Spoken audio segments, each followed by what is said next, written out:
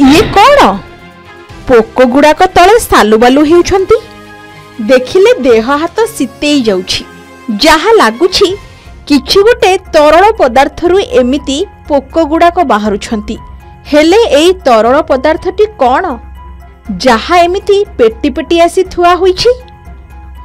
दर्शक बंधु सकाळ हेले चलचंचल होई उठे सबु जूस स्टॉल मांडिया जूस सांग को कलरा लिंबपत्र बेलपत्र और बीट गाजर जूस पीवाकू ग्राहकों भिड़ देखा मिले कहीं ना जूस आम शरीर पई बेस लाभदायक किंतु आजिकल जेउठी देखिबे चारिआडे भेजाल सुस्थ खाद्य किंबा पानीय टिके मिलिबा आजिका समय रे बड़ मुश्किल केउठी चाउल रे प्लास्टिक मिशा जाउछि तो केउठी क्षीर रे रंग खाद्य सामग्री रे अपमिश्रण को नहीं देश रे अनेक विवाद मध्य देखा देछि।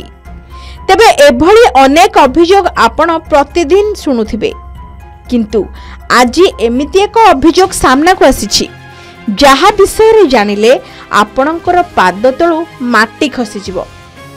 जदि आपण मार्केट रे जूस पिउछंती तेबे एबेठारु होई जांतु सावधान कारण निकटरे जूस रे एमिति किछि जिनिस बाहरी थिबा देखिबा को मिलिछि जहाकू देखिले आपण भी जूस पीबा छाड़ी देबे। मिलेट प्रोटीन जूस रे बाहरुछि सालु बालु पोको जहार विजुअल बे आपण को सामना रे देखंतु थुआ होइछि पेटी पेटी प्रोटीन जूस आउ एही जूस भितरु बाहरुछि पोको।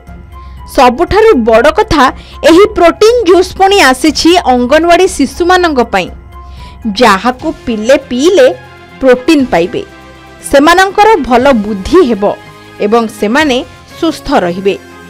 हेले अंगनवाड़ी शिशु मानंक पई आसीथिबा एही प्रोटीन जूस रे किंतु बाहरुछि पुळा पुळा पोको। झारसुगुड़ा जिला लखनपुर ब्लॉक पंचागाँ रे देखिबाकू मिलिछि एभली एक अभावनीय घटना।